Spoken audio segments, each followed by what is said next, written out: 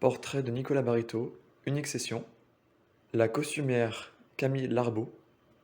Nicolas Barito, Nicolas Barito, Nicolas Barito et Nicolas Barito.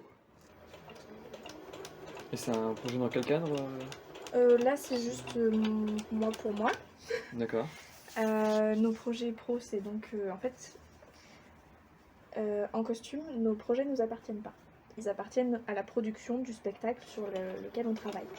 D'accord. Donc en fait, tous les projets que je fais chez moi, c'est des projets pour moi. Parce que les projets que je fais à l'école, c'est que des projets qui appartiennent du coup à l'école pour nous habituer au monde pro, au monde professionnel. Et du coup, je les ai pas avec moi. Là, exceptionnellement, j'ai mon corset parce que je l'ai pas fini et qu'il faut que je le finisse pendant les vacances. Mhm. Mais en fait, normalement, les créations, elles sortent pas de l'atelier. Donc tout ce que je peux faire chez moi, c'est des choses pour moi qui me font plaisir. D'accord. Et du coup, là, c'est un petit corps à baleine d'inspiration 1740. Donc c'est pour un costume de pirate. Hmm. Voilà.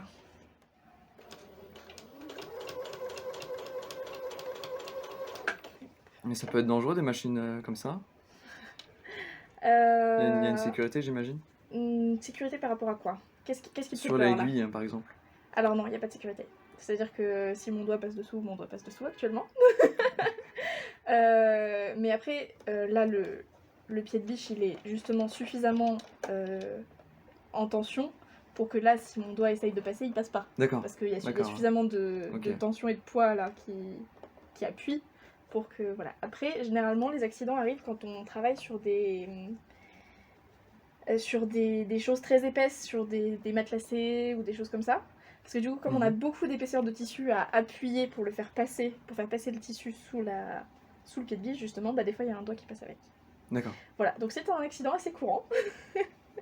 Après, tout le monde fait très attention, tout le monde est prévenu. Il n'y a pas eu d'accident aujourd'hui Alors, dans ton école? nous dans mon école, il y a, il y a eu un accident l'année dernière.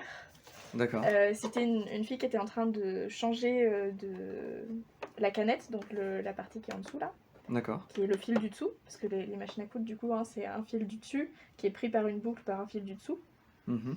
Et du coup, elle était en train de changer le fil du dessous, elle avait oublié d'éteindre la machine et elle a appuyé sur la pédale qui permet d'avancer sans faire exprès. Et du coup, elle s'est plantée l'aiguille dans le doigt. D'accord. Après, voilà, c'est un accident qui arrive. Voilà, elle est allée aux pompiers, ils lui ont enlevé l'aiguille.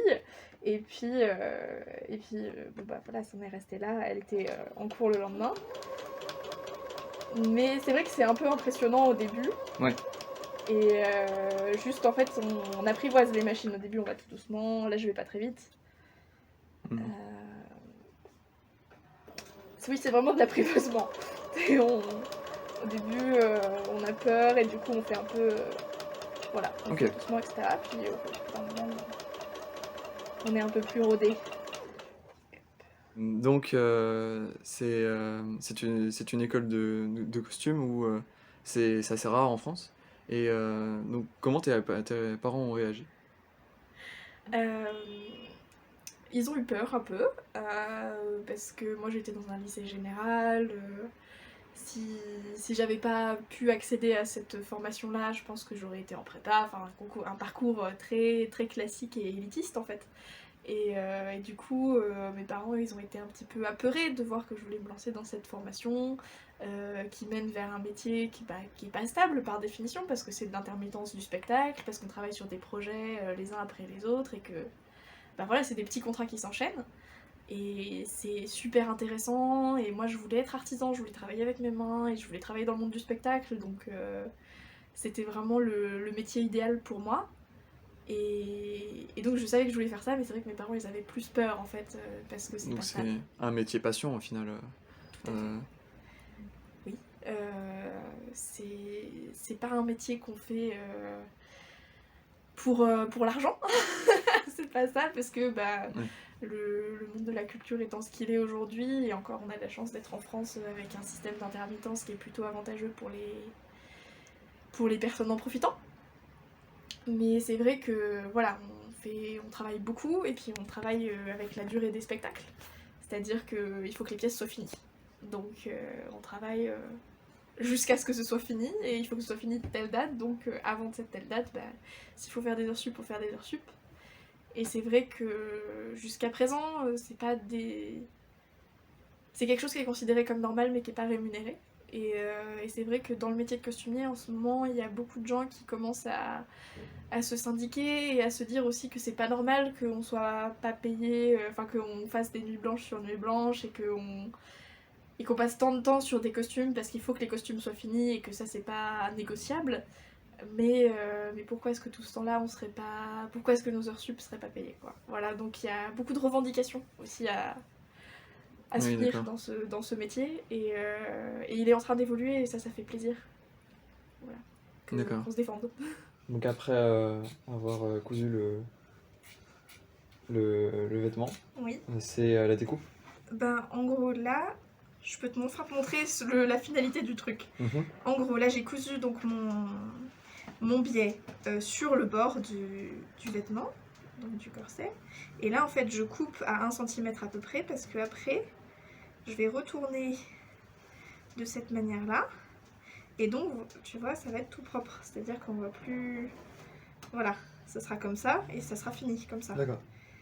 Donc c'est une finition de bord, c'est-à-dire qu'au lieu de voir l'autre tissu en dessous, de voir tous les fils, etc., en fait on va avoir plus qu'une belle bande comme ça, et derrière ce sera hop, comme ça, et là je vais faire un petit point à la main. Tu utilises des matériaux à réutiliser? Oui, pour ce projet-là, en fait ça dépend des projets, mais c'est vrai que le tissu ça a tendance à coûter cher, donc moi comme je suis étudiante, j'essaye de récupérer des choses un petit peu à droite et à gauche. Donc le tissu brun, c'est du tissu, c'est du satin de coton. Donc celui-là je l'ai acheté. Et le tissu que j'ai mis à l'intérieur, donc il ne se verra pas, qui sera contre la chemise qu'on mettra en dessous du corset. Du coup j'ai pris, en fait c'est du tissu en bouteille recyclée qui traînait dans l'atelier où je travaille et dont personne ne voulait parce qu'il est vraiment pas très beau, mais il est assez solide. D'accord. Du coup voilà, comme personne n'en voulait, qu'il y en avait vraiment beaucoup, en fait on a tous pu en prendre un petit bout. Et donc voilà, on en a pris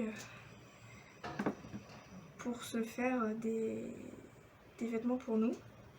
Donc ça fait partie des trucs. Voilà. Puis là, tu vois, hop, ce sera fini comme ça. Mhm. Hop, je te montre au fur et à mesure que je fais du coup, mais voilà.